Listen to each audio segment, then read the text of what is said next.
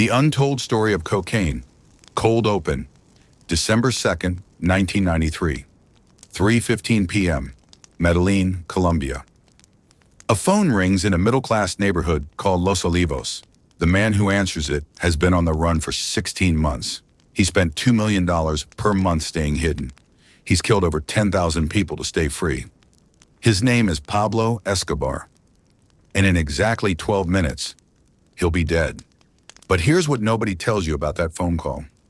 It wasn't tracked by the Colombian police. It wasn't traced by the DEA. It was intercepted by a technology that didn't officially exist. A technology that could triangulate any phone call in Colombia within seconds. A technology provided by the United States government to hunt down one man. Because Pablo Escobar wasn't just a drug lord. He was the CEO of a business that generated more revenue than McDonald's, Microsoft, and Kellogg's combined. He controlled 80% of the world's cocaine. He was worth $30 billion, making him the 7th richest person on Earth. And his product? A simple white powder derived from a leaf that grows on a mountainside. A leaf that, for 8,000 years, was considered sacred. A leaf that built empires, funded wars, and transformed from humanity's oldest medicine into its deadliest addiction. This is the untold story of cocaine. Part 1. The Sacred Covenant. The Divine Origins of the Coca Leaf. Close your eyes. Imagine you're standing on a mountain ridge in the Andes. You're 14,000 feet above sea level. The air is so thin that every breath feels like you're suffocating. Your heart pounds so hard you can hear it in your ears. Your head throbs with each pulse. Now imagine you have to run. Not walk, run. For 50 miles. Carrying a 30-pound pack. Up and down mountain slopes where one wrong step means falling 3,000 feet to your death. Impossible, right? Wrong. The Chasqui runners of the Inca Empire did this every single day. They ran relay races across the spine of South America, delivering messages faster than horses could travel on flat ground. A message could travel from Cusco to Quito over 1,000 miles of the most brutal terrain on Earth in 5 days. How? The answer is a small, unassuming plant with bright green oval leaves. The locals called it Mama Coca, the mother, the goddess. But to understand cocaine, you need to understand something crucial. This wasn't a drug to them. This was a sacrament. Archaeological evidence shows humans have been using coca for at least 8,000 years. We know this because scientists have found coca alkaloids in the hair of mummies from the Chinchorro culture bodies, so ancient they predate the Egyptian pyramids by 2,000 years. Think about that. When the ancient Egyptians were just learning to farm along the Nile, South Americans were already developing a complex spiritual and medicinal relationship with coca. But here's where it gets interesting. The coca plant shouldn't exist where it does. It grows on the eastern slopes of the Andes, in a region called the Yungas, one of the most biodiverse yet hostile environments on Earth. These are cloud forests perpetually shrouded in mist, where it rains 200 days a year. The slopes are so steep that modern engineers consider them impossible to build on. Yet somehow, over thousands of years, indigenous peoples didn't just find this plant in these impossible places. They cultivated it.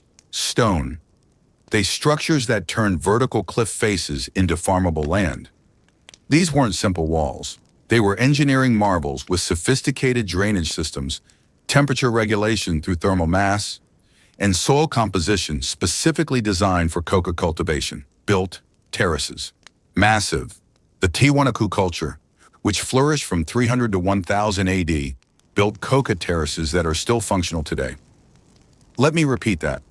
They built agricultural infrastructure that, and earthquakes, has conquistadors for over 1,000 years. Survived. Floods. Why would they go to such lengths for one plant? Because coca wasn't just useful.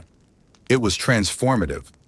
When you chew coca leaves, and I mean properly, the way indigenous peoples have done it for millennia, something remarkable happens. You take a handful of leaves, maybe 15 to 20, and place them in your cheek. Then you add a small amount of an alkaline substance, usually ash from burned quinoa stalks or crushed seashells. This alkaline activator is crucial. It turns the cocaine alkaloid in the leaves into a form your body can absorb. The effects begin within minutes. First, your mouth goes slightly numb. Not unpleasantly, just a gentle tingling. Then the real magic starts. Your hunger disappears completely. You could go days without eating and not feel hungry. Your fatigue vanishes. Not in a jittery caffeine way, but a smooth, sustained energy that lasts for hours. Your mind sharpens. Problems that seemed complex become simple. Patterns emerge from chaos. And if you're at altitude where the air contains 40% less oxygen than at sea level, something else happens. You can breathe.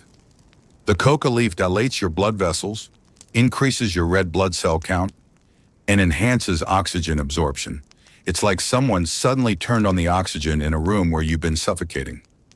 For the Inca Empire, which controlled a territory spanning 2,500 miles from north to south and contained over 100 distinct ethnic groups, coca wasn't just helpful. It was essential. It was the fuel that powered the empire. But, and this is crucial, the Inca understood something we've forgotten. Power must be controlled. Part 2. The Empire of Leaves.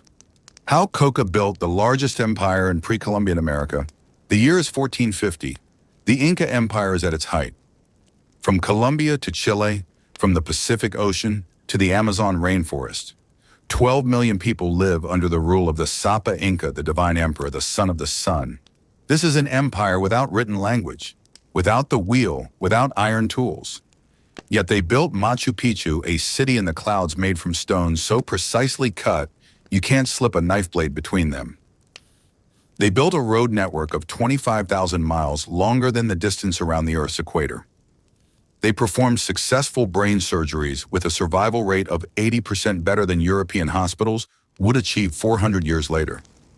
How? The answer in large part was coca. But not the way you think. See, the Inca didn't just use coca, they weaponized it. The Sapa Inca declared coca sacred. It was the exclusive property of the royal family and the priesthood. Common people were forbidden from using it without explicit permission. This wasn't arbitrary. It was brilliant social engineering. By controlling coca, the Inca controlled labor. Here's how it worked. The Inca Empire had no money. Instead, they had something called mita, a labor tax. Every citizen owed the empire a certain amount of work each year. You might spend 3 months building roads, or mining gold, or serving in the army. And all, but here's the thing. Most of this work happened at extreme altitude, in brutal conditions, doing tasks that would kill normal humans. So the Inca made a deal. Work for the empire, and you get coca. Refuse, and you get nothing. It was simple. It was effective, and it built an empire. The archaeological evidence is staggering.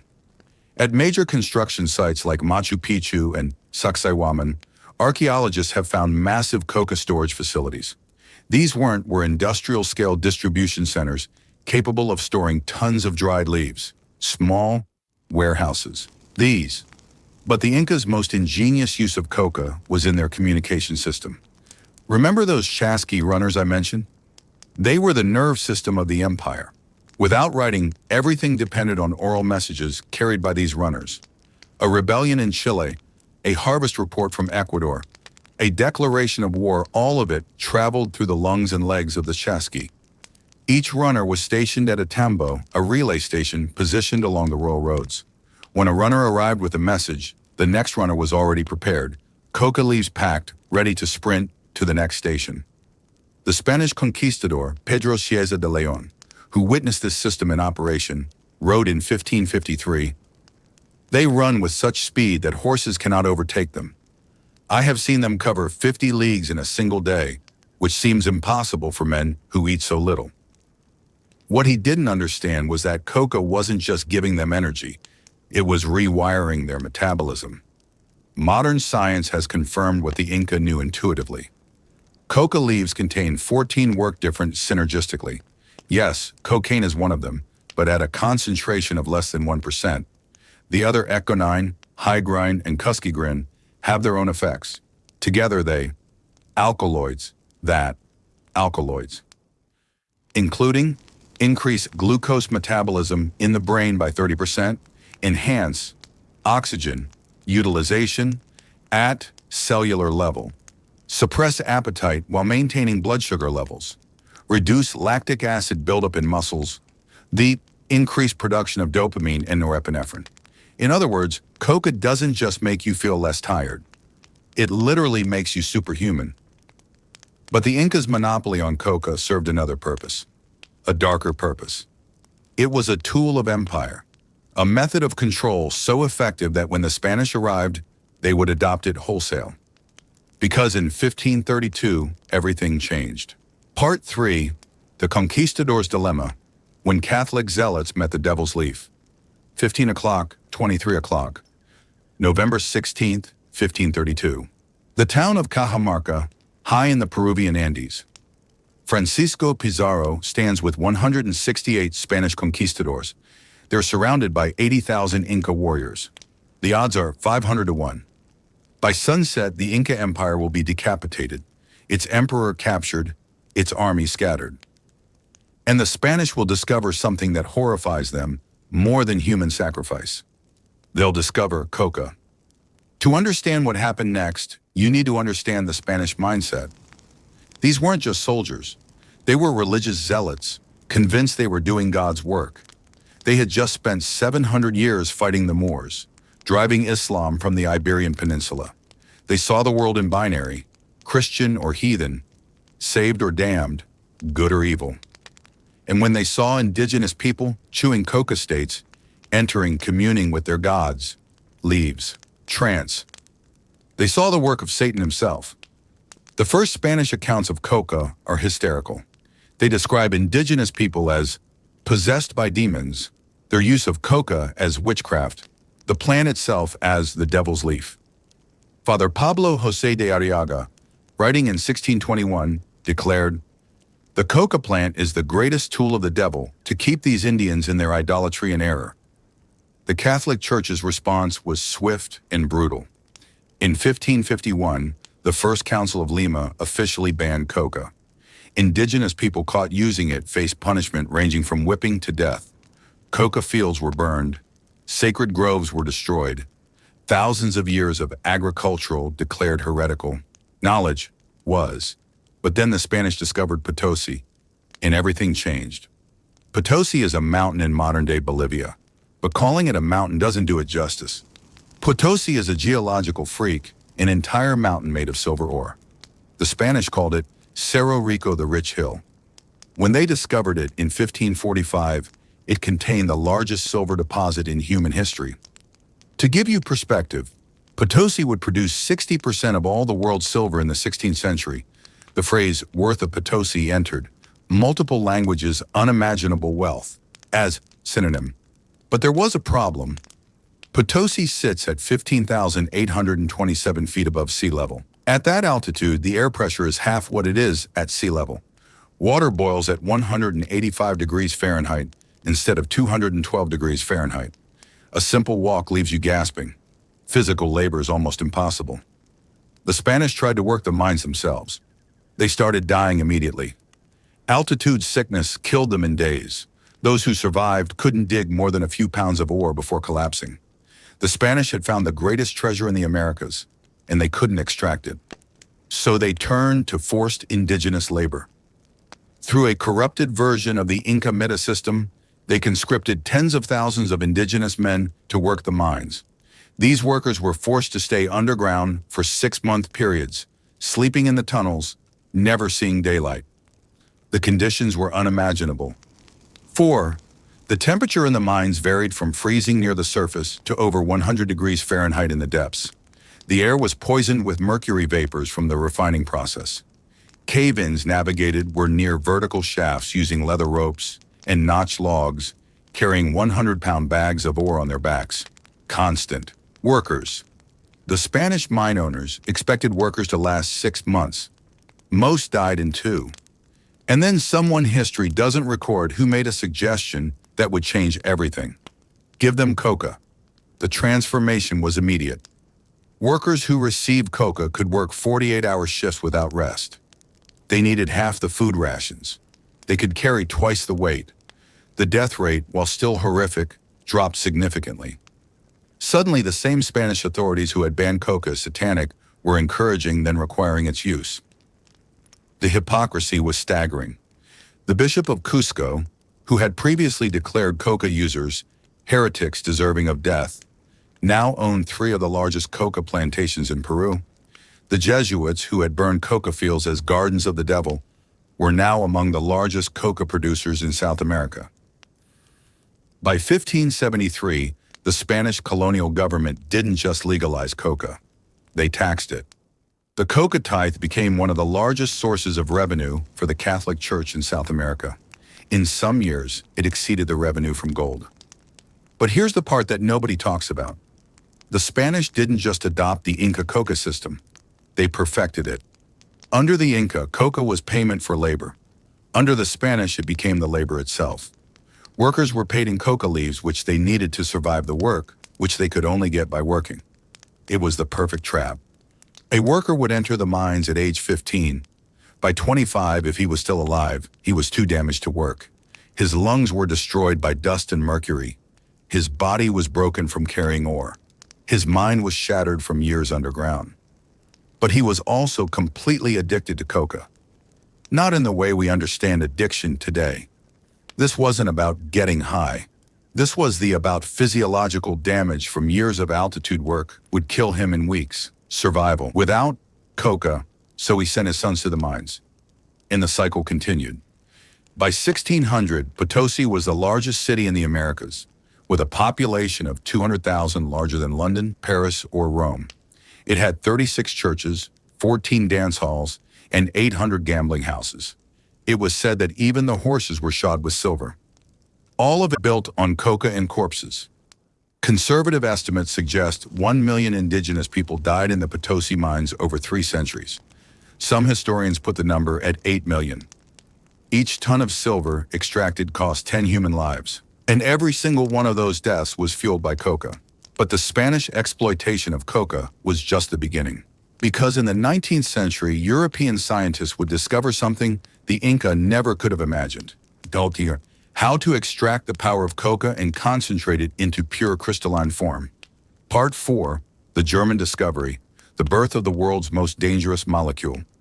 23 o'clock, 31:00, the University of Göttingen, Germany, January 1859. A 25-year-old chemistry student named Albert Niemann is frustrated. For 4 years, he's been working on the same renowned professor. Problem. Friedrich Wöhler, the man who first synthesized urea and destroyed the concept of vital force, has given him a challenge. Isolate the active principle in coca leaves. Everyone knows there's something in those leaves, something that gives Peruvian workers their incredible endurance, something that makes pain disappear. But what? Alcohol Niemann extraction, steam distillation. Each time he gets a brown, sticky mess that's partially active but impure, has tried acid, everything, digestion. He's about to give up. Then on a cold January morning, he tries something different. Instead of using fresh leaves, he uses leaves that have been dried and aged for 6 months. Instead of simple alcohol, he uses a complex process. First, digest the leaves in dilute sulfuric acid. Then, neutralize with calcium carbonate, extract with ether, precipitate with hydrochloric acid. The process takes 3 days. On the morning of January 19, 1859, Niemann opens his apparatus and finds something extraordinary. Crystals. Pure, white, odorless crystals that sparkle in the light like fresh snow. He carefully removes a few crystals and places them on his tongue. His tongue goes numb. Completely numb. He can't feel anything. Not temperature, not pressure, not pain. The numbness spreads to his throat. Then something else happens. Something Niemann doesn't write about in his official dissertation, but mentions in a letter to a friend.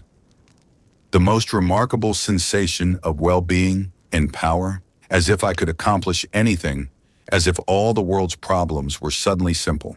Has Niemann hydrochloride, just isolated, cocaine, pure cocaine. And he has no idea what he's unleashed. This to discovery, you need to understand what cocaine actually is. understand the magnitude of cocaine is a tropane alkaloid with the amolecular triple threat drug simultaneously acting as formula COR17H2NO4. It's a sodium channel blocker causing numbness. 2, a dopamine reuptake inhibitor causing euphoria. 3, a norepinephrine reuptake inhibitor causing stimulation. No other naturally occurring compound does all three. But here's what makes cocaine unique among stimulants. It doesn't just increase dopamine, it prevents dopamine from being recycled. Normally, your brain releases dopamine as a reward signal, then quickly vacuums it back up. Cocaine jams the vacuum. Dopamine accumulates to levels 350% above normal. For context, eating your favorite food increases dopamine by 50%. Sex increases it by 100%. Cocaine, 350%. Your brain literally cannot produce a stronger reward signal. But Neiman never got to fully understand what he discovered. He died in 1861, just 2 years after isolating cocaine. The cause of death was listed as lung complications, but his discovery didn't die with him. Within a year, cocaine was being produced commercially by Merck Pharmaceutical Company in Darmstadt, Germany. By 1862, they were producing 50 pounds per year. By 1885, they were producing 150,000 pounds per year. The price dropped from $280 per ounce in 1862 to $3 per ounce in 1885. Suddenly, the divine leaf of the Incas was available in pure form to anyone with a few dollars. And the first person to truly understand its potential wasn't a drug dealer or a criminal. It was a young, ambitious doctor in Vienna who would become the most famous psychologist in history. His name was Sigmund Freud. And his obsession with cocaine would nearly destroy him. Part 5. Freud's Fatal Obsession, the Father of Psychoanalysis and His Wonder Drug. Vienna, Austria, April 1884. A 28-year-old neurologist sits in his cramped apartment, staring at a medical journal. He's brilliant but broke, engaged to a woman named Martha Bernays, but too poor to marry her. He needs anything to make his reputation. Then he reads about a German army doctor who gave cocaine to soldiers during training exercises. The results were extraordinary. Soldiers could march for days without food. They felt no fatigue, no fear, no pain. Sigmund Freud orders his first gram of cocaine from Merck. It costs him 1/10 of his monthly salary. When it arrives, he carefully measures out 50 milligrams, about the size of a match head, and dissolves it in water. He drinks it. Within minutes, his depression lifts, his fatigue vanishes. His mind races with possibilities. He writes to Martha, "In my last serious depression, I took cocaine again, and a small dose lifted me to the heights in a wonderful fashion. I am just now collecting the literature for a song of praise to this magical substance." That song of praise would become Über Coca, on cocaine, one of the most dangerous scientific papers ever published. Freud didn't just recommend cocaine. He evangelized it. He claimed it could cure depression, anxiety, morphine addiction, alcoholism, asthma, digestive problems. Sexual impotence, he wrote, "The psychic effect consists of exhilaration and lasting euphoria, which does not differ in any way from the normal euphoria of a healthy person. One is simply more normal and soon finds it difficult to believe that one is under the influence of a drug at all." Think about that phrase, more normal. Freud wasn't describing getting high. He was describing optimization, and he practiced what he preached. Freud took cocaine daily for 3 years. He gave it to Martha. He prescribed it to his patients. He sent samples to his friends and colleagues.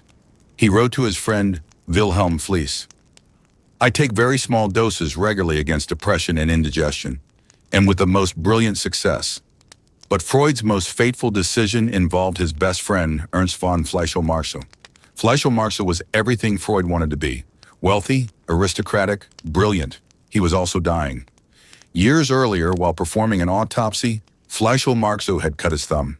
The wound became infected. Gangrene set in. His thumb was amputated, but the infection had damaged the constant he nerves, excruciating pain. Asa lived. To manage the pain, he took morphine. By 1884, he was taking enormous doses. He was addicted, suicidal, desperate. Freud thought he had the answer: replace morphine with cocaine. The initial results seemed miraculous. Fleischl-Marxow's pain decreased. His mood improved. He reduced his morphine dose. Freud published these results, claiming he had found the cure for morphine addiction. Medical journals across Europe repeated his claims. Cocaine was hailed as a wonder drug, a non-addictive substitute for morphine. Then everything went wrong. Within weeks, Fleischl-Marxow wasn't taking cocaine instead of morphine. He was taking both. And he wasn't taking it orally anymore. He was injecting it. By 1885, Fleischl-Marxow was injecting a full gram of pure cocaine every single day. For context, that's enough to kill a normal person 20 times over. He started hallucinating. He became convinced that insects were crawling under his skin, a condition now known as cocaine bugs or formication.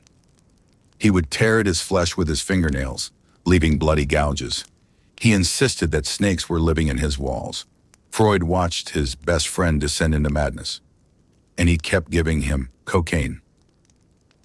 Fleischl-Marxow died on October 22, 1891, at age 45. His final years were a nightmare of psychosis, paranoia, and pain. Freud never forgave himself.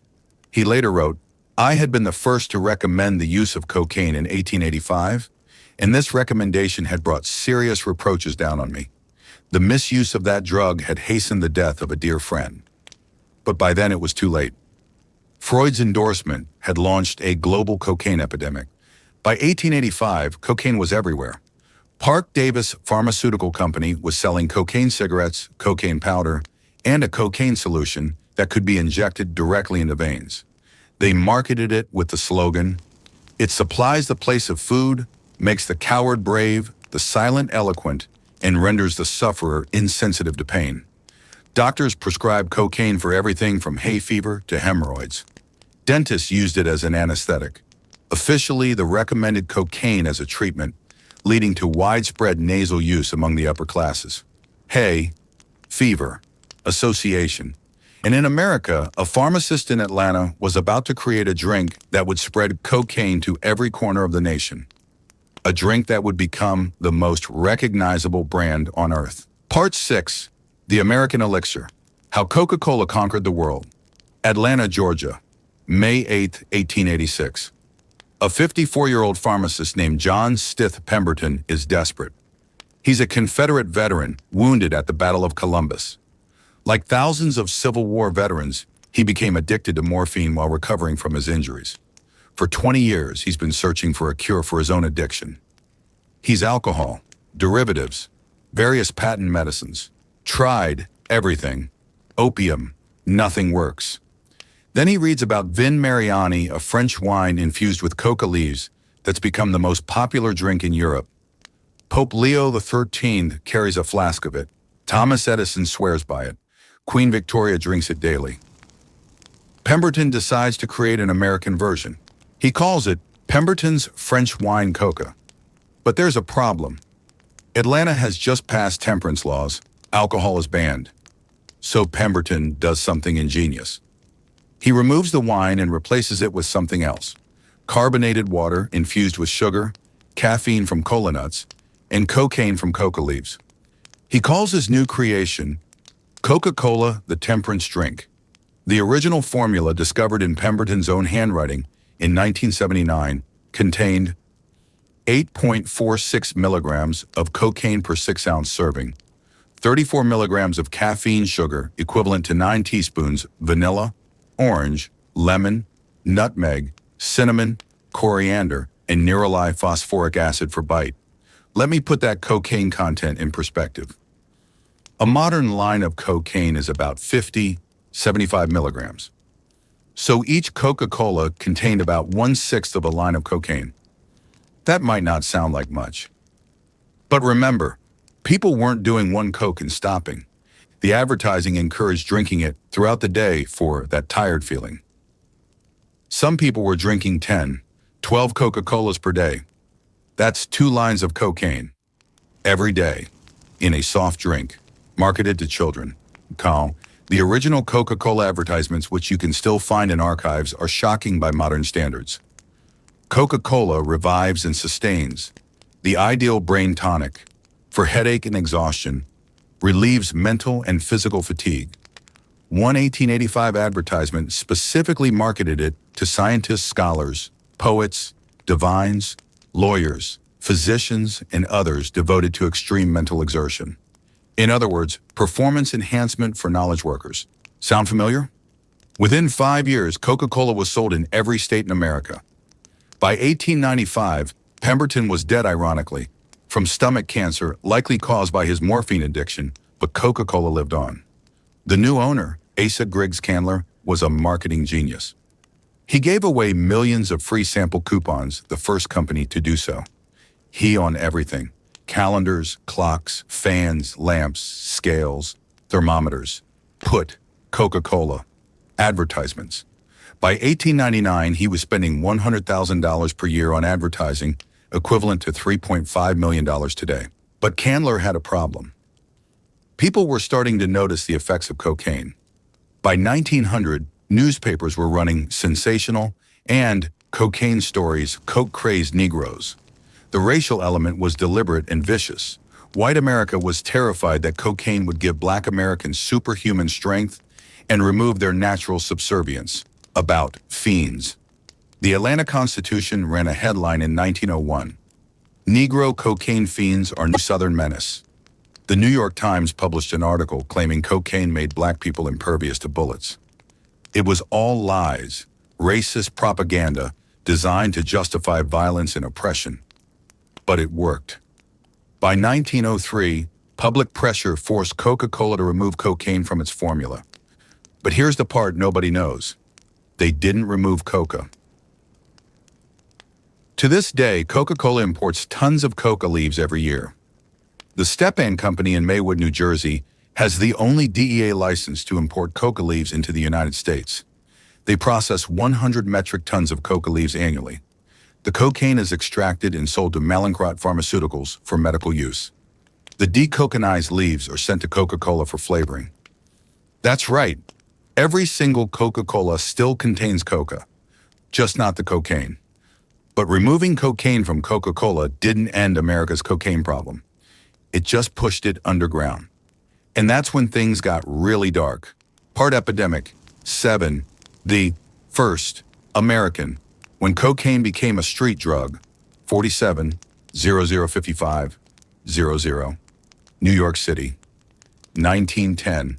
The Tenderloin District. In the shadow of Madison Square Garden, in an area bounded by 23rd and 42nd Streets, something new is happening. Cocaine is being sold on street corners.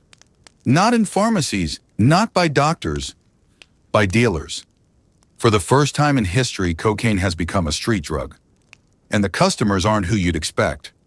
They're not wealthy bohemians or medical patients. They're working-class immigrants, factory workers, prostitutes, longshoremen, newsboys. People working 14-hour days in brutal conditions for pennies an hour. Cocaine costs 25 cents for a small paper packet called a deck, enough for a full day's energy. Compare that to morphine at $2 per dose or alcohol at 15 cents per drink that only lasts an hour. Cocaine is the cheapest escape available. A reporter for the New York Times, writing in 1913, described the scene. At night, after the factories close, they gather in doorways and alleyways. They produce small packets wrapped in newspaper. They inhale the powder through rolled dollar bills or keys. Within minutes, exhaustion vanishes. Hunger disappears. For a brief moment, they feel like they could conquer the world. By 1910, an estimated 200,000 Americans are regular cocaine users. In some neighborhoods, it's easier to buy cocaine than bread. The drug has nicknames: Snow, Blow, Lady, Girl, Foolish Powder. Dealers have territories, prices are fixed, violence erupts over corners. The modern drug trade is born. But here's what's truly fascinating. The first major cocaine dealers weren't gangsters. They were pharmacists.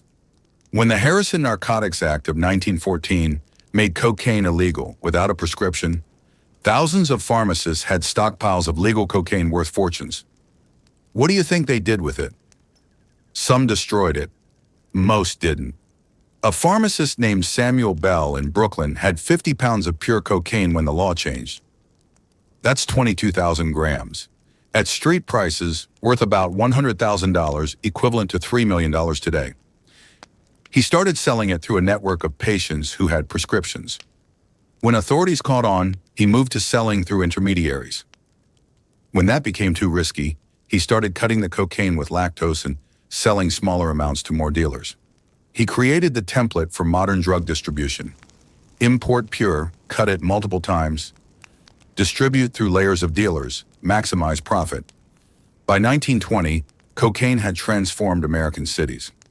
In Chicago, cocaine was blamed for 75% of violent crimes. In New York, Bellevue Hospital reported a cocaine-related 1,000% admissions increase. In Philadelphia, cocaine was found in the blood of 60% of murder victims. But the real tragedy was more subtle. Cocaine was destroying communities from within. In immigrant neighborhoods, Irish, Italian, Jewish, Chinese cocaine became both a survival tool and a trap. You needed it to work the brutal hours demanded by factories. But it cost half your wages. So you worked more hours, which required more cocaine, which cost more money, which required more work.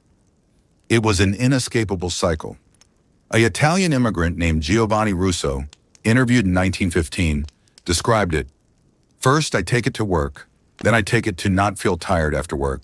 Then I take it to sleep. Then I take it to wake up. Then I realize I haven't eaten in 3 days, but I'm not hungry. I look in the mirror and see a skeleton, but I can't stop. If I stop, I can't work. If I can't work, my family starves. By 1922, cocaine had become such a problem that Congress passed the Jones-Miller Act, imposing massive penalties for cocaine trafficking. First offense, 5 years in prison. Second offense, 10 years. It worked, sort of. Cocaine use dropped dramatically in the 1920s and 1930s, but it didn't disappear. It went underground. It became the drug of jazz musicians who used it to play all-night sessions. It became the drug of prostitutes who used it to stay awake and numb themselves to their reality. It became the drug of criminals who used it for courage during robberies. And in the 1960s, it would explode back into mainstream culture. But first, something had to happen in Colombia. Something that would transform cocaine from a niche drug into a global empire. Part 8, the Colombian Revolution, the birth of the Medellin cartel. 55-0063-00. Medellin, Colombia, 1975. A 26-year-old car thief named Pablo Escobar is about to have an epiphany that will change the world. He's been smuggling cigarettes and marijuana across the Ecuador border. The profits are decent, maybe $1,000 per trip, but the risk is enormous. One mistake means 20 years in prison. Then he meets a Chilean chemist named Mateo Moreno. Moreno has a proposition. Forget marijuana, forget cigarettes. Process cocaine. Moreno explains the economics. A kilogram of coca paste in Peru, $350. Cost to refine it into pure cocaine, $650. Total investment, $1,000. Value in Miami, $50,000. That's a 5,000% profit margin. Escobar does the math. A small plane can carry 400 kilograms. That's $400,000 in costs and $20 million in revenue per flight. Escobar's first cocaine shipment is 39 kilograms, hidden in airplane tires. It makes him $500,000. His second shipment is 100 kilograms. His 10th shipment is 500 kilograms. By 1976, he's shipping 1,000 kilograms per month. By 1980, 10,000 kilograms per month. But here's what made Escobar different from every drug dealer before him. He didn't think like a criminal. He thought like a CEO. He vertically integrated. He bought coca farms in Peru and Bolivia. He built processing labs in the Colombian jungle. He purchased fleets of planes, boats, and submarines. He created distribution networks in every major American city. He eliminated inefficiencies. Instead of multiple small shipments, he pioneered the jumbo massive 10-ton shipments that could supply entire regions for months. He invested in R&D. He hired chemists to improve purity. He developed new smuggling methods, cocaine dissolved in wine, soaked into jeans, mixed into plastic, hidden in concrete. He managed risk. He bribed everyone: police, judges, politicians, generals. His motto, plata o plomo, silver or lead, take the bribe or take a bullet. By 1983, Escobar controlled 80% of the global cocaine trade. He was making $420 million per week. That's $22 billion per year. He had so much cash he couldn't count it. He waited. He spent $2,500 per month on rubber bands to hold the money. He lost $2.1 billion per year to rats eating bills in storage. He buried millions in secret locations, many of which have never been found. But Escobar's true genius wasn't in making money. It was in building an empire. He created the Medellin cartel, not a gang but a corporation. It had departments: production, managed coca cultivation and processing, transportation, coordinated smuggling routes, distribution, handled wholesale to American dealers, security, eliminated rivals and threats, finance, laundered money through hundreds of businesses, legal, fought extradition and prosecution, public image, relations, managed. Escobar's, yes, public relations. Because Escobar understood something crucial. To survive, he needed public support. So he built houses for the poor, thousands of them. He constructed soccer fields in slums. He paid for hospitals, schools, churches. He handed out cash on street corners. Government couldn't afford, funded infrastructure, projects to millions of poor Colombians. Pablo Escobar wasn't a drug lord. He was a hero. When he ran for Congress in 1982, yes, Pablo Escobar was an elected official. Thousands attended his rallies. When the government tried to arrest him, entire neighborhoods formed human shields. When he was finally killed in 1993, 25,000 people attended his funeral. But Escobar's empire came at a cost measured in blood. Between 1983 and 1993, the Medellin cartel murdered 3 presidential candidates, the 200 judges and prosecutors, 1,000 police officers, 4,000 civilians, dozens of journalists. They bombed Avianca, Flight 203, killing 110 people. The Days Building, Colombia's FBI, killing 70. Shopping centers, killing hundreds. They pioneered the car bomb in Latin America. They invented the motorcycle assassination: 2 riders, one drives, one shoots. They created Sicarios, teenage assassins, recruited from slums, given motorcycles and guns, paid $100 per kill. The violence reached such levels that in 1989, Medellin had a murder rate of 380 per 100,000 people. For comparison, the current U.S. murder rate is 5 per 100,000.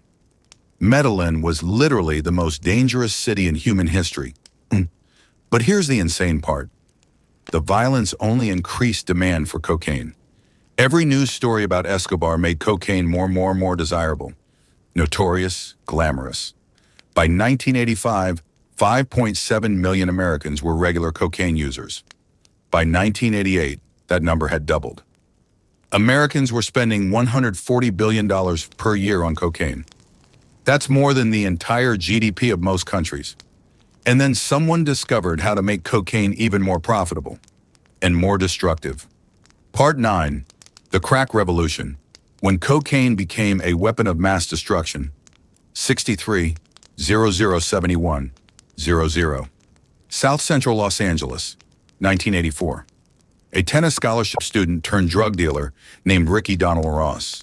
Freeway Rick is about to stumble onto something that will destroy a generation. Ross has been selling powder cocaine to wealthy clients in the suburbs. Business is good but limited. A gram of powder costs $100. His customers are lawyers, doctors, entertainment industry people. They buy once a week, maybe twice. But Ross has a problem.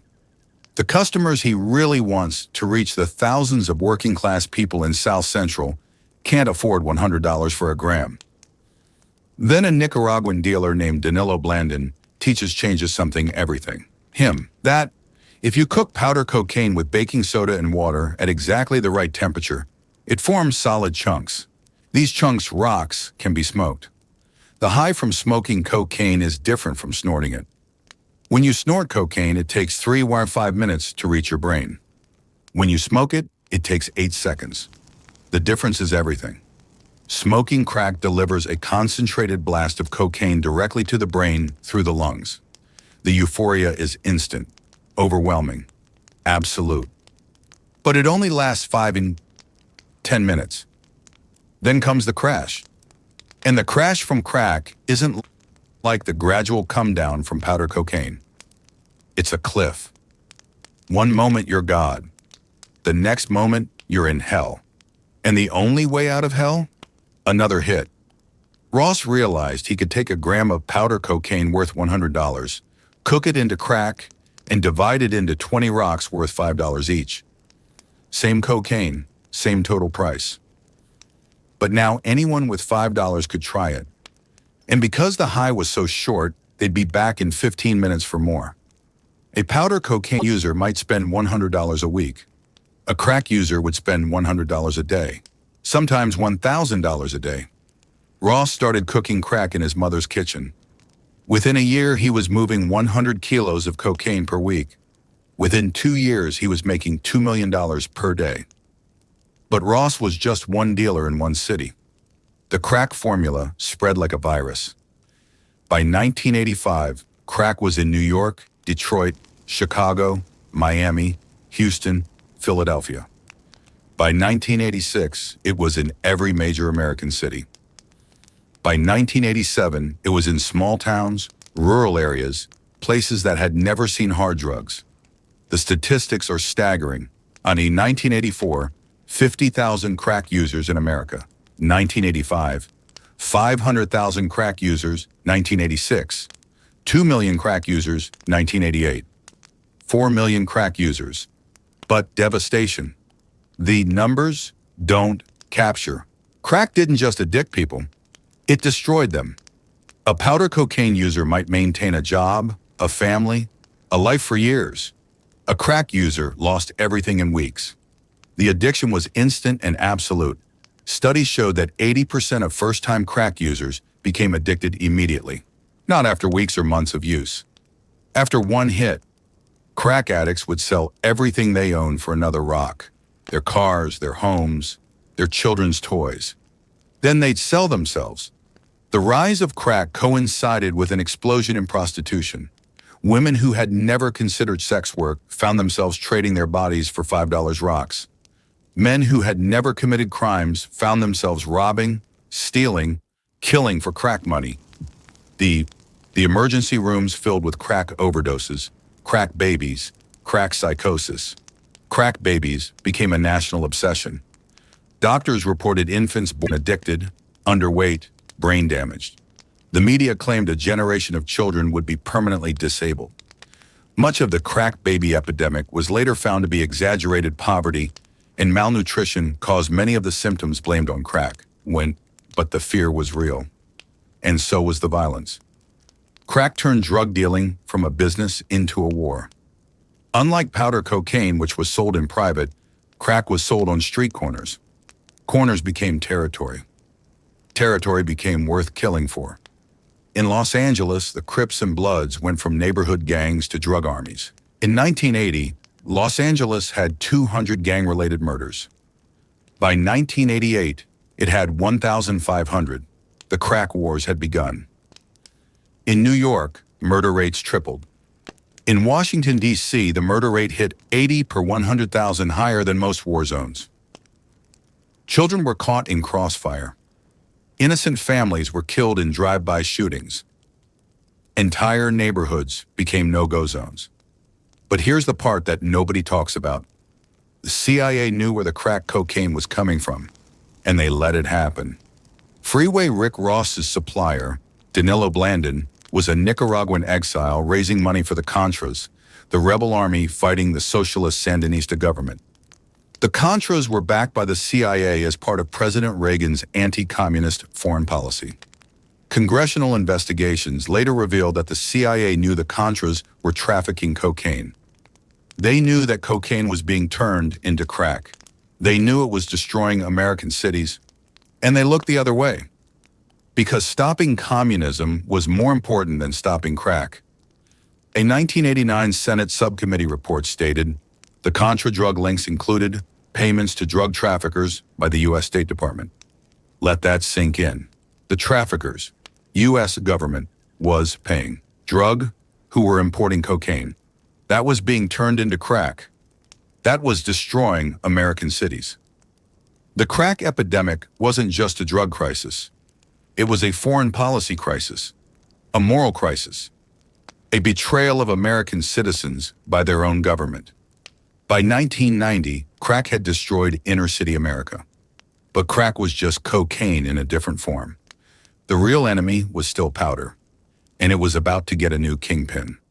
Part 10, The Mexican Succession, when the cartels became corporations. 71-0079-00. Narrative, December 2nd, 1993, 3:27 p.m. A bullet enters Pablo Escobar's skull above his right ear. The king of cocaine is dead, but cocaine doesn't die with him. Within hours of Escobar's death, a meeting takes place in Guadalajara, Mexico. The attendees: Miguel, Angel, Felix, Gallardo. The Godfather, Joaquin, El Chapo. Guzman, future leader of the Sinaloa cartel. The Arellano Felix brothers. Tijuana cartel. Amado Carrillo Fuentes, Lord of the Skies. The Beltran Leyva brothers. These men have been moving Colombian cocaine through Mexico for years. Now, with the Colombian cartels in chaos, they see opportunity. They don't just want to transport cocaine. They want to own the entire trade. Felix revolutionary.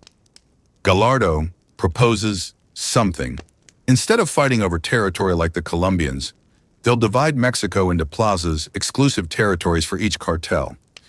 Sinaloa gets the Pacific coast. Tijuana gets California. Juarez gets Texas.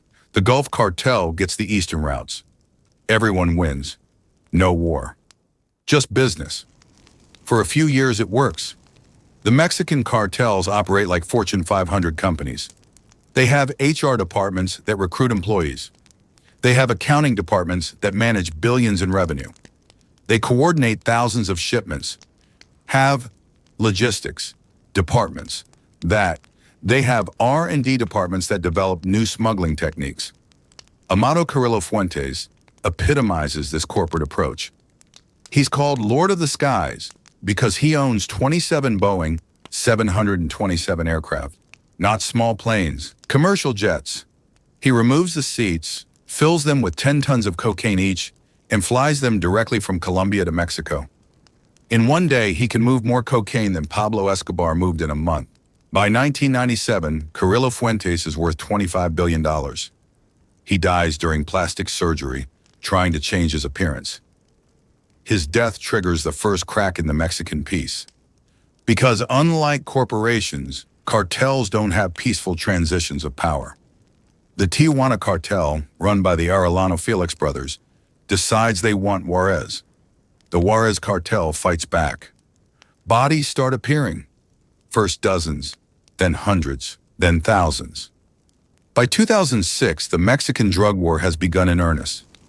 But this isn't like the Colombian drug war. This is industrialized slaughter. The cartels don't just kill enemies. They send messages.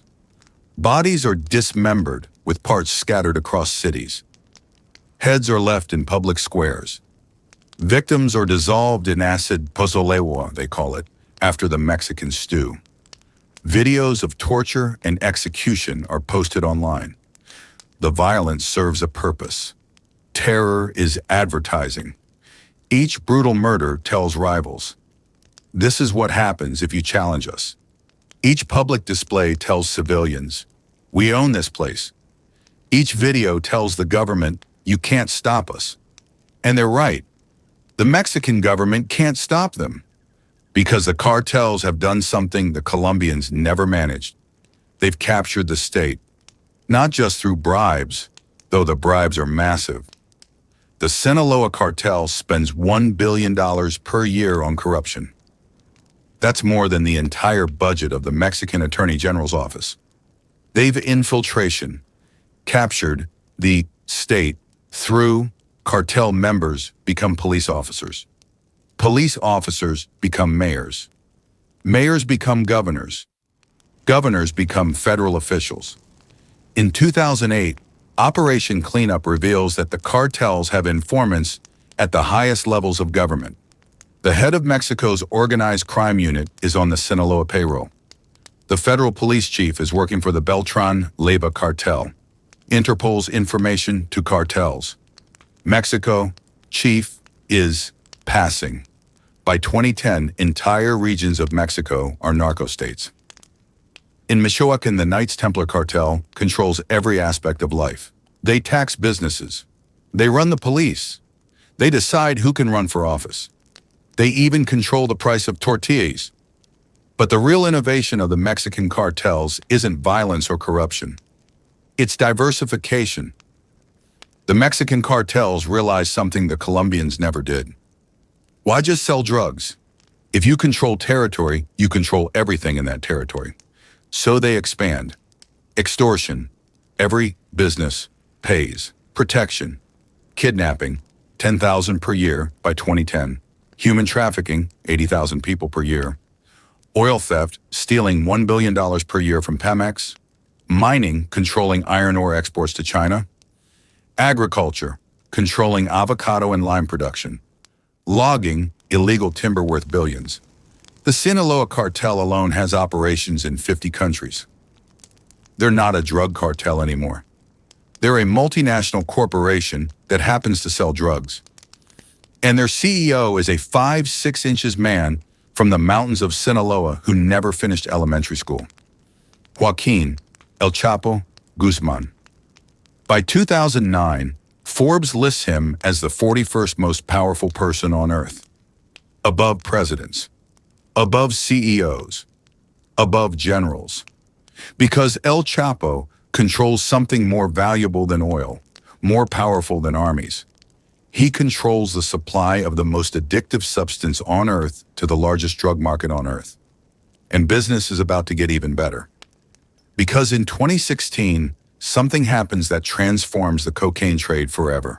Part 11. The fentanyl fusion. When cocaine became Russian roulette.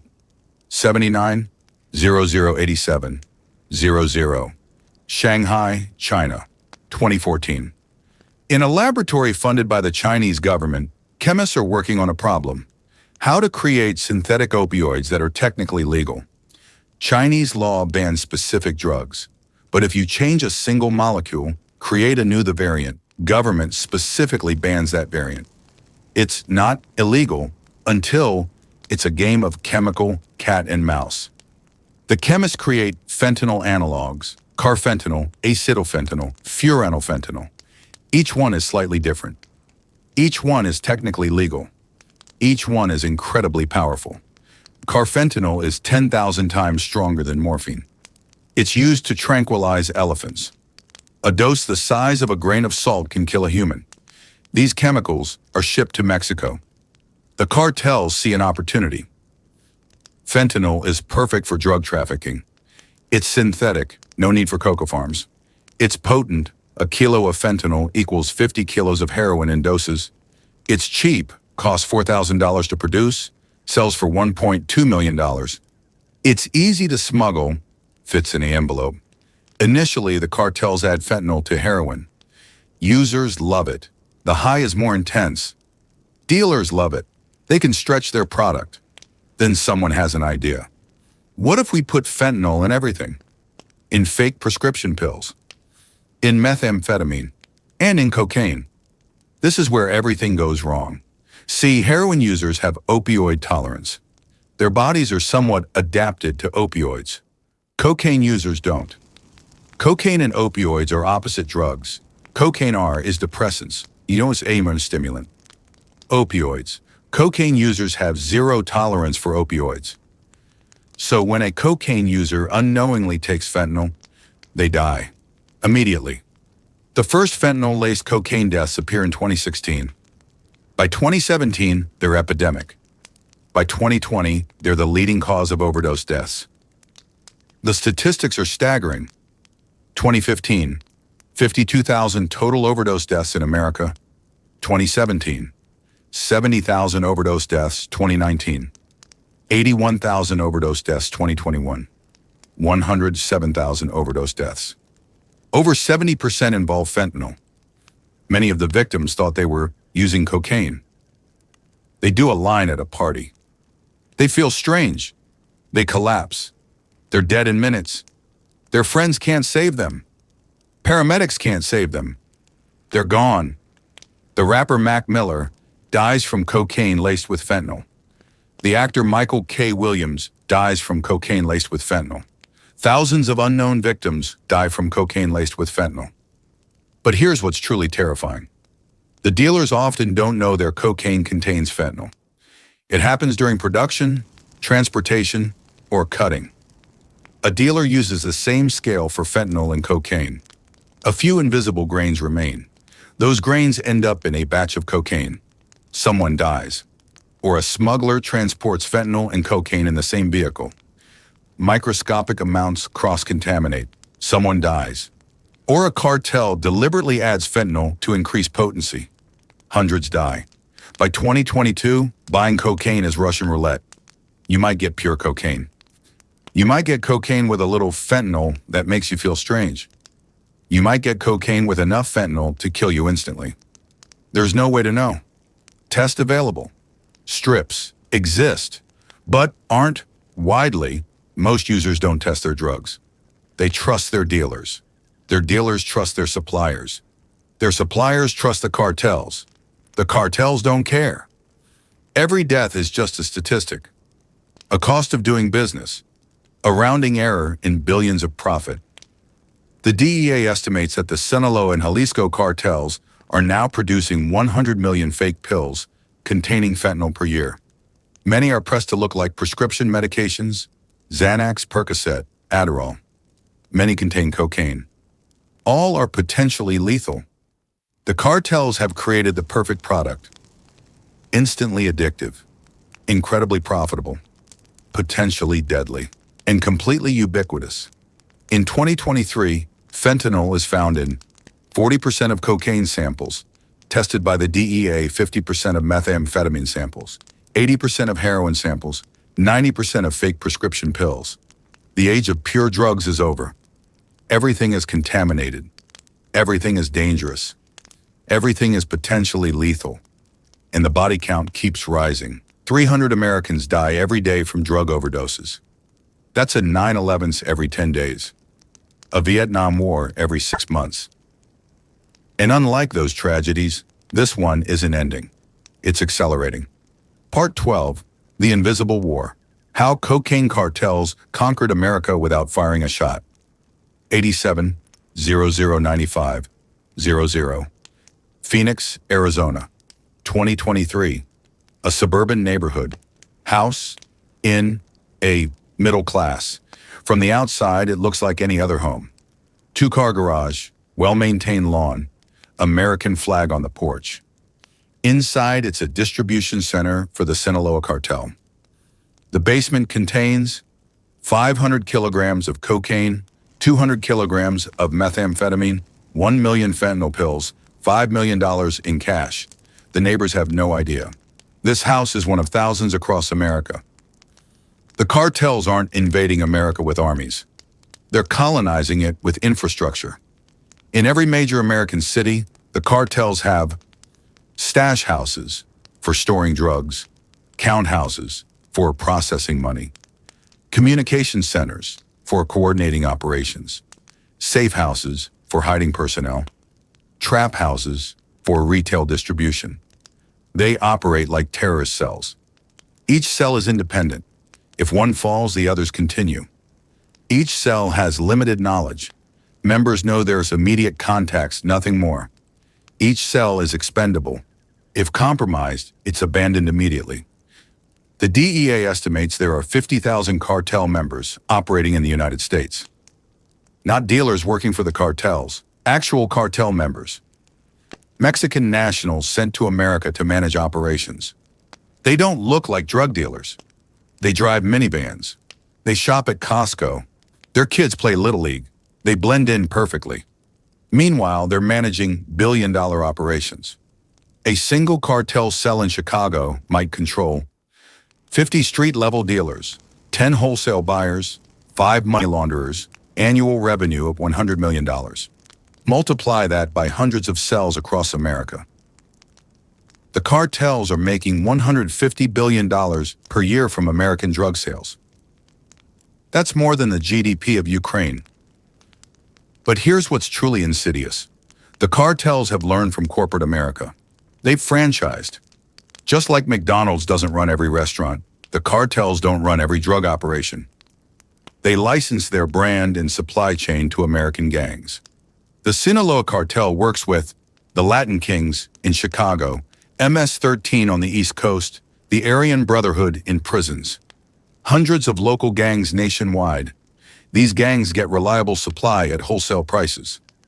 The cartels get distribution without risk. It's pure capitalism. And it's destroying America from within.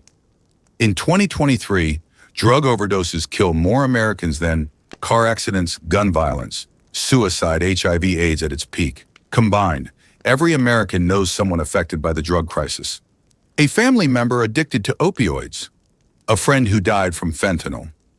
A neighborhood destroyed by drug violence. The cartels have achieved something no foreign enemy ever has. They're killing 100,000 Americans per year without declaring war, without firing missiles, without sending armies, just by desperately selling a product. And the American government seems powerless to stop them. The DEA seizes about 10% of drugs entering America. The other 90% gets through. The border is 2,000 miles long. There are 50 official crossing points processing 1 million people per day. Finding drugs is like finding needles in a haystack. If a haystack was the size of Texas, and the needles were invisible, and worth billions of dollars, the cartels have adapted to every enforcement strategy. When America built walls, they built tunnels.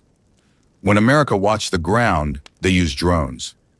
When America locked down the border, they shipped through legal ports. When America focused on heroin, they switched to fentanyl. When America banned fentanyl, they created new analogs. They're always one step ahead, because they have something the government doesn't: unlimited money and zero rules.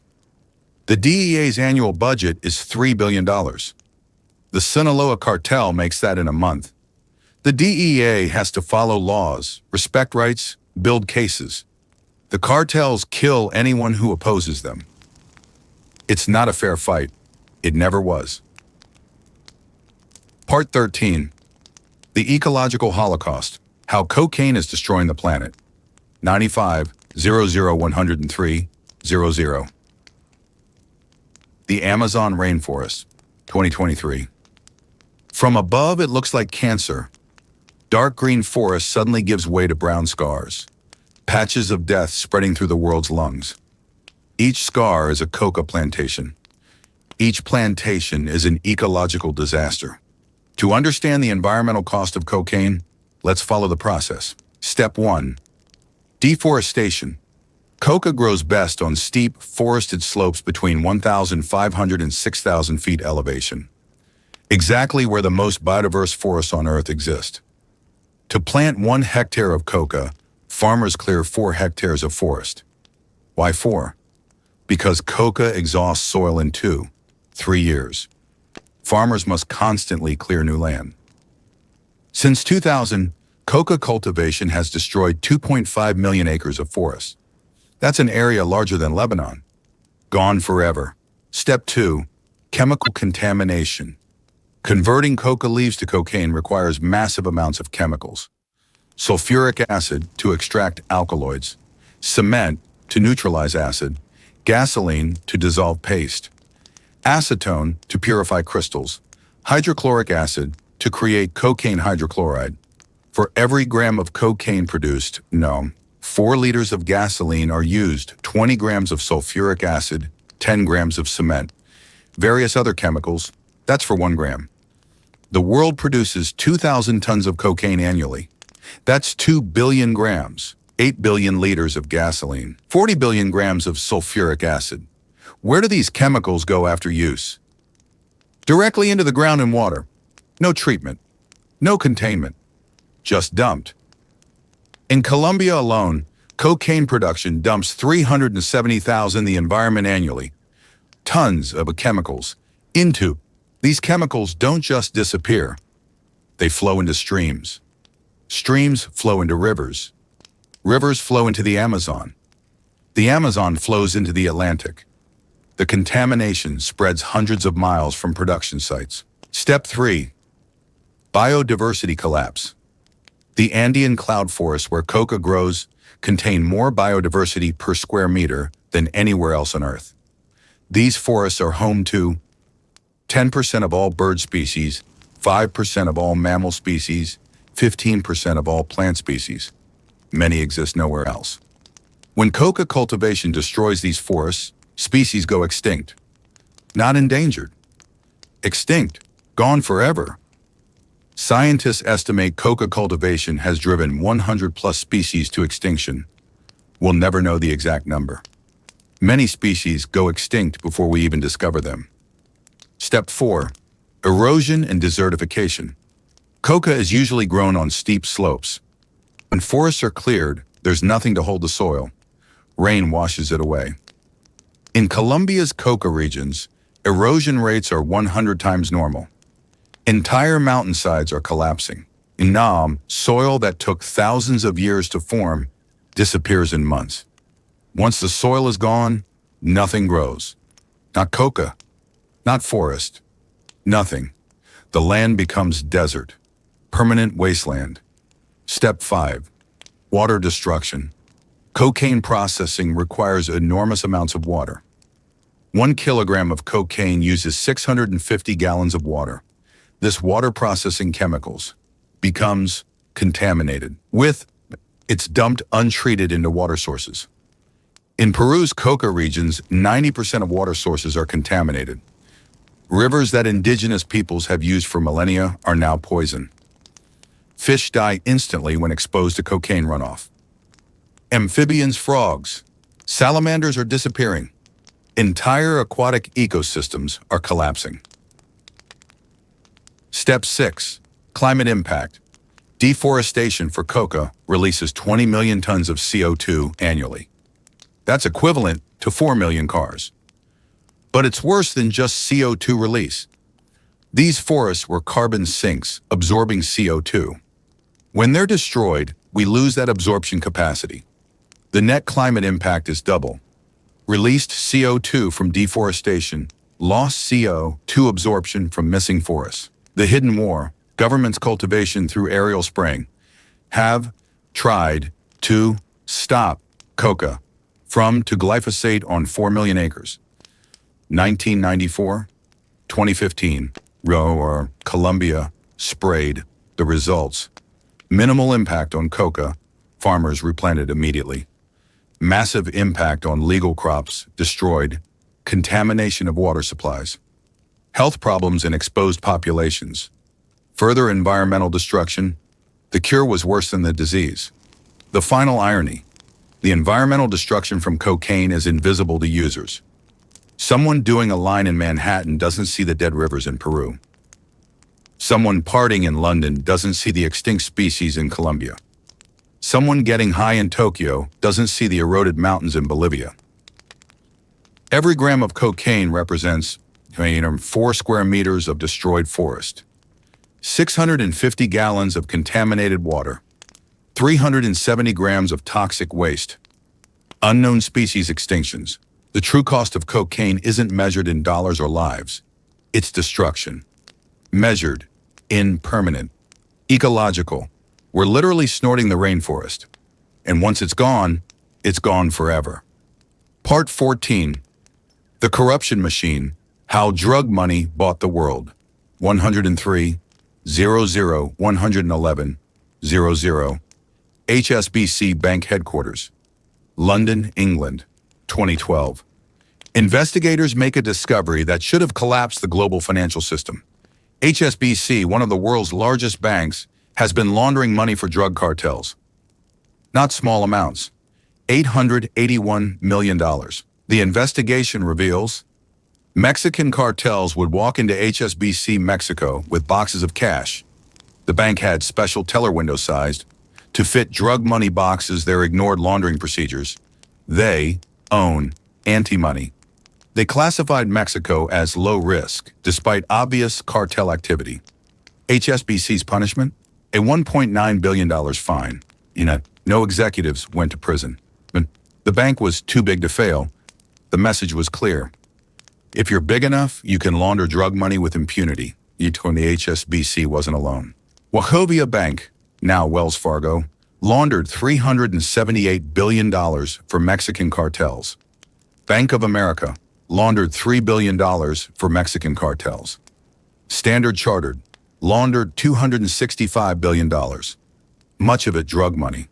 Deutsche Bank, currently under investigation for laundering $20 billion. These aren't accidents. These are business decisions. The banks make massive profits from drug money. They pay fines that are a fraction of those profits. It's just a cost of doing business.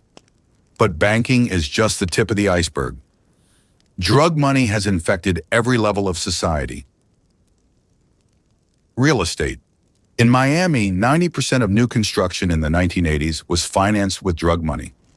Entire skylines exist because of cocaine, which today cartels launder money through real estate worldwide, buying properties with cash, flipping them to clean the money, creating artificial markets. In Vancouver, Toronto, Sydney, London, drug money inflates property prices. Regular people can't afford homes because they're competing with cartel cash. Politics. In Mexico, every presidential election since 2000 has involved cartel money. So, cartels don't support candidates. They support all candidates. Whoever wins owes them. In Colombia, Pablo Escobar was elected to Congress. The current president of Honduras was convicted of drug trafficking. The former president of Guatemala is in prison for taking cartel bribes. In the United States, we'll never know the full extent. But consider, multiple sheriffs along the border have been convicted of working for cartels. City councils in border towns have been infiltrated. State officials have taken bribes. How high does it go? We may never know, because investigating requires following money. And drug money moves through the same channels as legal money, business. The cartels learn something from corporate America. Diversification. They invest drug profits in legitimate businesses. Restaurants, hotels, construction companies, agricultural operations, mining companies, shipping companies. These businesses serve multiple purposes: money laundering, legitimate income, cover for operations, economic influence. In some regions, the majority of businesses are cartel-owned. They undercut competitors. They don't need profit. They drive out legitimate business. They control entire economies. The corruption cycle. Here's how it works. 1. Drug money enters the system through corruption. 2. Corruption weakens institutions. 3. Weak institutions can't fight drug trafficking. 4. More drug trafficking creates more drug money. And 5. Return to step 1. It's self-reinforcing, self-perpetuating, self-destroying. Once corruption reaches a certain level, it's irreversible. The entire system depends on drug money. Removing it would cause economic collapse. Mexico's economy would shrink by 5% without drug money. Colombia's by 3%. Miami's real estate market would crash. Multiple banks would fail. We're addicted to drug money as much as drug users are addicted to drugs. The professional class. Lawyers who defend cartel members. Accountants who structure their finances. Consultants who advise their operations. Doctors who treat their injuries quietly. Engineers who build their tunnels. pilots who fly their planes, chemists who improve their products, IT communications specialists who manage their thousands of professionals directly support the drug trade. They're not criminals in the traditional sense. They're enablers, making massive money from misery. The ultimate corruption. The drug trade has corrupted our values. We glorify narco culture. TV shows like Narcos make cartels seem glamorous. Rappers brag about selling cocaine movies, portray drug dealers as anti-heroes, narco-fashion aesthetics. We've normalized the abnormal, glamorized genocide, made mass murder entertainment. It could nuts and kids grow up wanting to be Pablo Escobar. Not because they're evil, because we've made evil look cool. The corruption isn't just financial or political. It's moral. It's spiritual. It's complete. Part 15. The Human Wreckage. Counting the real cost in blood and tears. 111. 119. 00. Let me tell you about Maria. Maria was 13 years old when the narcos came to her village in Michoacan, Mexico. They needed someone to package drugs. They gave her a choice.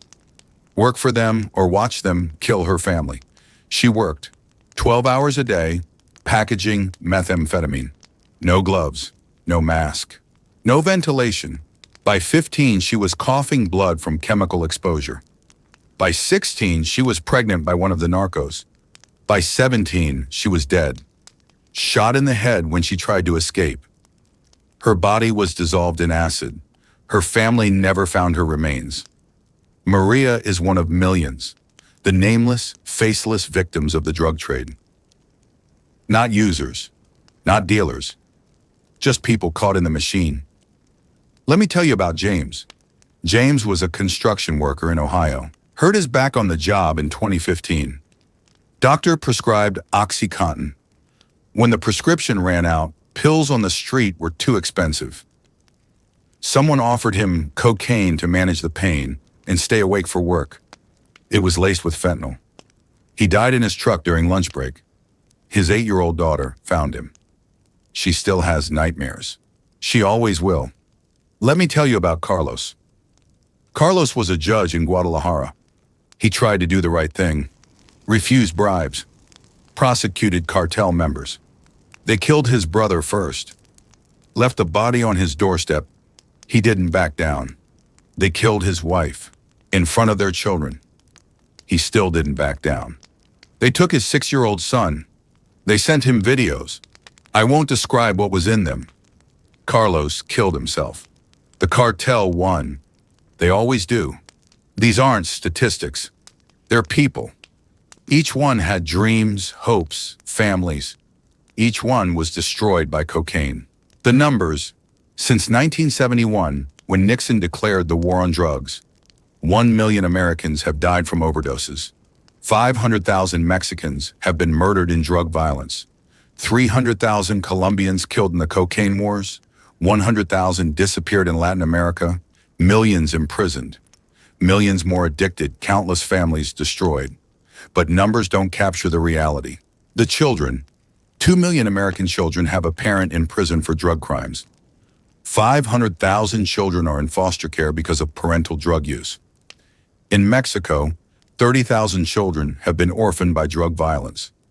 50,000 children work for cartels as lookouts, mules, or assassins. These children don't have childhoods. They have survival. They have trauma. They have shortened lives. The women. The drug trade is built on violence against women. Sex trafficking and drug trafficking are inseparable. Cartels force women into prostitution to pay debts. They use rape as a weapon of control. They murder women who resist.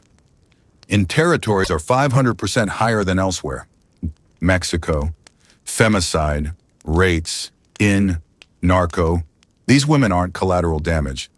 They're targeted. They're terrorized. They're disappeared. The communities. Entire cities have been destroyed. Juarez, Mexico, once thriving, now a war zone. Camden, New Jersey, devastated by crack. Gary, Indiana, hollowed out by drugs. Countless small towns across America. destroyed by meth and opioids. When drugs take over a community, businesses close, schools fail, families flee, property values collapse, hope dies. The community doesn't recover. Not in years, not in decades, sometimes never. The hidden victims, healthcare workers with PTSD from endless overdoses. First responders traumatized by what they've seen. Teachers themselves, watching. Students, destroy. Social workers overwhelmed by impossible caseloads. These people burn out, break down, give up. The drug trade doesn't just kill users. It kills everyone it touches, slowly, painfully, inevitably. The generational trauma. This isn't ending with one generation. Children of addicts are more likely to become addicts. Children who witness violence become violent. Children raised in trauma spread trauma. The damage cascades through generations. Addiction. A great-grandchildren not yet born. Grandmothers. Effects. A father's murder echoes through bloodlines. We're not just destroying lives. We're destroying futures. The ultimate tragedy. Every person destroyed by cocaine was preventable. Every death unnecessary. Every trauma avoidable. If we had made different choices. If we had valued people over profit. If we had treated addiction as illness, not crime. If we had addressed root causes, not symptoms. But we didn't. And millions paid the price. They're still paying. Right now, as you read this, someone is overdosing, someone is being murdered, someone is being trafficked, someone's life is ending because of a white powder derived from a leaf that was once sacred, now cursed, forever stained with blood. Epilogue, the terrible truth.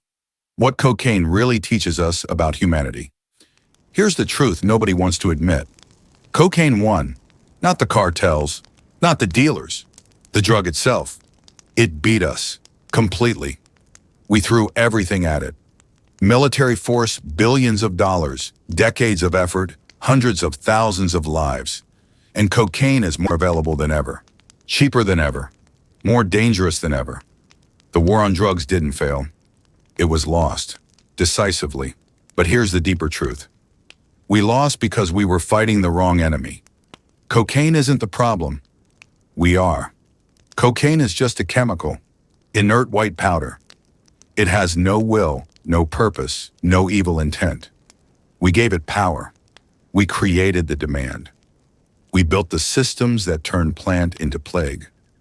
The Incas used coca for 5,000 years without destroying themselves. They treated it as sacred medicine. We turned it into commodity. They controlled it through ritual and respect. We commercialized it through greed and exploitation. They integrated it into life. We made it an escape from life. The difference isn't the drug, it's us, the pattern. Cocaine is just one example of a pattern that defines human history. 1. We discover something powerful. 2. We exploit it for profit. 3. We lose control of it. 4. It destroys us. We did it with opium. We did it with sugar. We did it with tobacco. We did it with fossil fuels. We're doing it with technology. The pattern never changes. Discovery, exploitation, addiction. Destruction. Cocaine just makes the pattern visible. Makes it undeniable. Makes it lethal. The question, why do we need escape so badly? What is it about modern life that makes oblivion preferable to reality? The Incas chewed coca while building empires. We snort cocaine to forget our emptiness. They used it to connect with the divine. We use it to disconnect from ourselves. They found God in the leaves. We found only demons. Because we weren't looking for God. We were looking for escape. From what? From lives without meaning. From work without purpose. From society without community. From existence without transcendence. Cocaine doesn't create these problems. It reveals them. It shows us what we're really running from. Ourselves. The future. Cocaine isn't going away. It can't be stopped. As long as people need escape, dealers will provide it. As long as poverty exists, people will traffic it. As long as money matters more than lives, it will flourish. The drug war is over. Drugs won. Now what? Some countries are trying new approaches. Portugal decriminalized all drugs. Addiction rates dropped. Switzerland provides heroin to addicts. Crime collapsed. Uruguay legalized marijuana. Cartels lost a major profit source. But these are small experiments, drops in an ocean of prohibition. The real solution isn't legal or political. It's spiritual. We need to address why people need drugs, not just how they get them. We need to create societies worth being sober in, lives worth living clearly, communities worth participating in, futures worth staying alive for. Until then, cocaine wins, the sacred and the profane. 8,000 years ago, humans found a sacred plant. It connected them to the divine, helped them survive impossible conditions, built civilizations. Today, that same plant funds mass murder, destroys entire nations, kills hundreds of thousands, poisons the planet. The plant didn't change. We did. We lost the sacred, kept only the profane, and we're paying the price. In blood, in tears, in souls. The last line. If you use cocaine, know this. Every line you snort is traced in someone's blood. Every high costs someone's life. Every gram funds horror you can't imagine. You're not just harming yourself. You're participating in genocide, funding terrorism, enabling slavery, destroying the planet. That's not judgment. That's fact. The white powder isn't pure. It's stained with the blood of millions. And it always will be, because that's what we turn the sacred leaf into. A curse, a plague, a mirror showing us exactly who we are. And what we see in that mirror should terrify us. Because the real monster isn't cocaine. It's what cocaine reveals about humanity. We took a gift from the gods and turned it into hell on earth. That's the untold story of cocaine. Not how a drug destroyed the world, but how the world destroyed itself. Using a drug as the weapon, and we're still pulling the trigger every single day. Final statistics. As you finish reading this, 3 people have died from overdoses. 10 people have been murdered in drug violence. 100 people have tried cocaine for the first time. 1,000 kilos have been smuggled across borders. $10 million has been laundered. 50 acres of rainforest have been destroyed.